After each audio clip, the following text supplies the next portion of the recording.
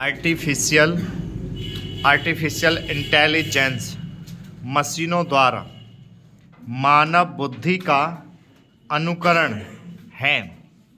यह वर्तमान समय में प्रौद्योगिकी और नवाचार की दुनिया में सबसे तीव्र विकास कर रहा है।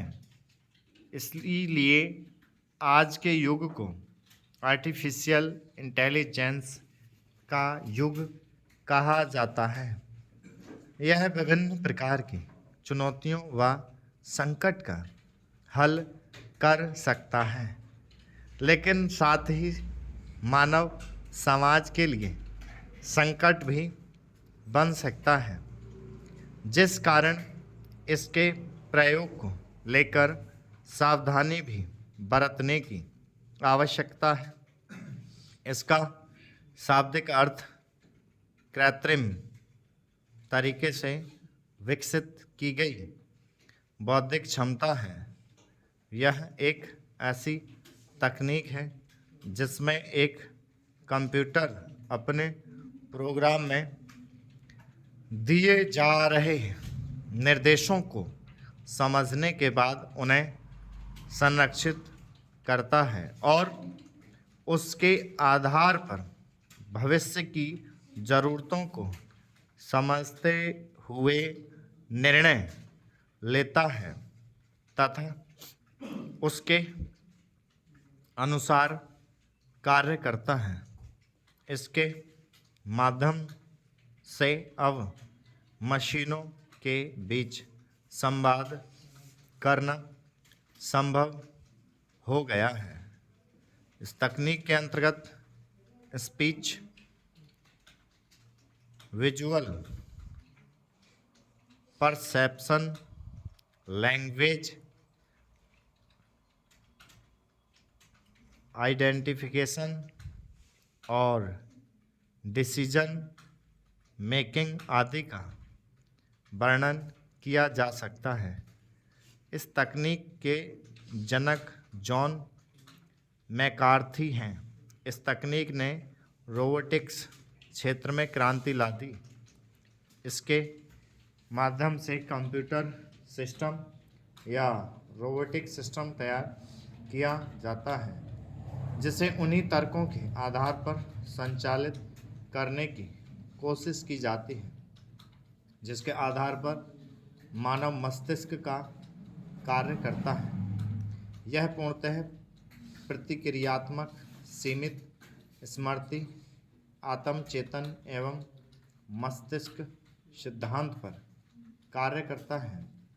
आर्टिफिशियल इंटेलिजेंस का विकास, यद्यपि आर्टिफिशियल इंटेलिजेंस का जन्म जॉन मैकार्थी को कहा जाता है, लेकिन इनके दोस्तों Marvin Minsky, Herbert Simon, Allen Newell आदि ने भी इस शोध कार्य में महत्वपूर्ण योगदान दिया।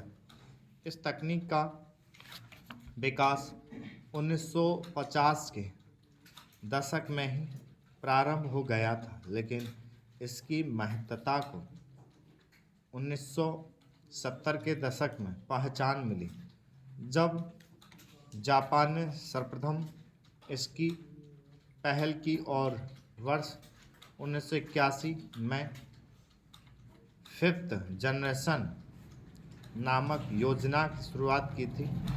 इसमें सुपर कंप्यूटर के विकास के लिए 10 वर्षीय कार्यक्रम की रूपरेखा प्रस्तुत की गई थी।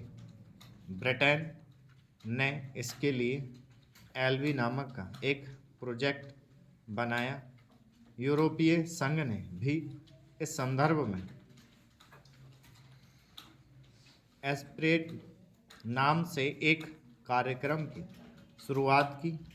वर्ष 1983 में कुछ निजी संस्थाओं से मिलकर आर्टिफिशियल इंटेलिजेंस पर लागू होने वाली उन्नत तकनीकों जैसे very large scale integrated circuit का विकास करने के लिए एक micro electronics and computer technology की स्थापना की।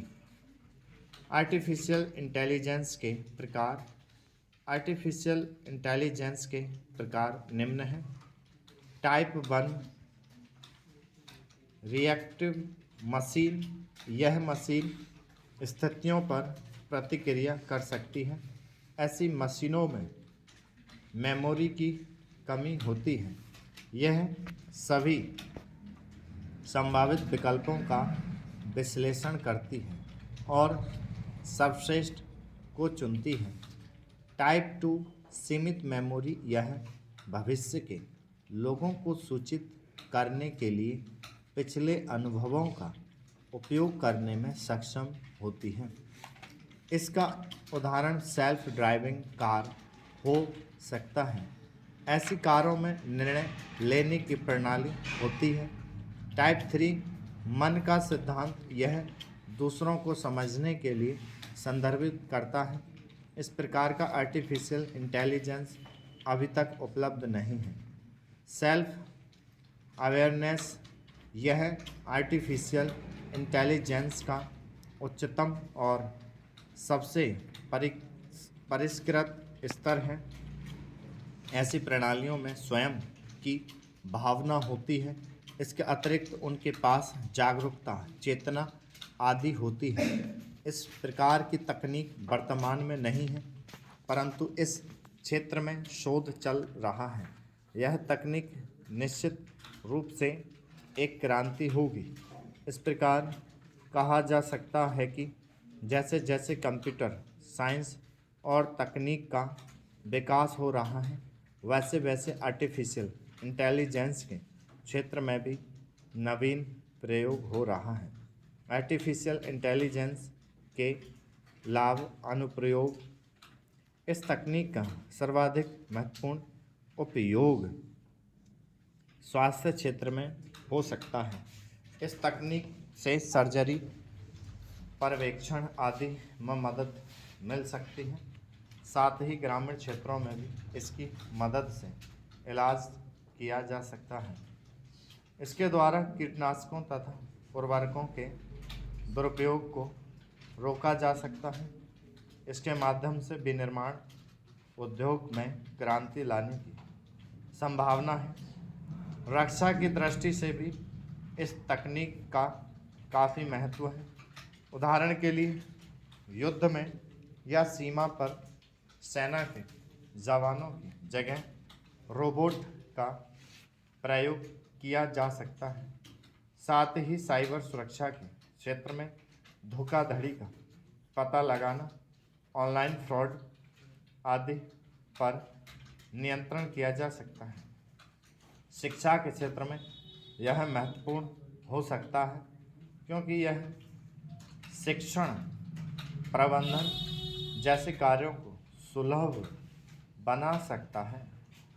यह ग्रेडिंग प्रणाली के संचालन में सहायक होकर समय की बचत करा सकती है। यह मनुष्यों की तुलना में जोखिमपूर्ण कार्यों को सरलता से कर सकती है। इसके कार्यों में गलती की संभावना कम होगी। जटिल सॉफ्टवेयर को समझने सरल बनाया जा सकता है, जिससे संसाधन तथा समय के व्यय के कम किया जा सकेगा। रोबोटिक्स और वर्चुअल रियलिटी जैसी तकनीकों के प्रयोग से कार्य करने के तरीकों में बदलाव आता है, जिससे उत्पादन एवं निर्माण के तरीकों में क्रांतिकारी परिवर्तन देखने को मिलता है। वर्तमान में वित्तीय संस्थानों और बैंकिंग संस्थानों द्वारा डेटा को व्यवस्थित और प्रबंधित करने के लिए इस तकनीक का उपयोग किया जाता है। आर्टिफिशियल इंटेलिजेंस खनिज संसाधनों की खोज में भी मदद करता है। स्टॉक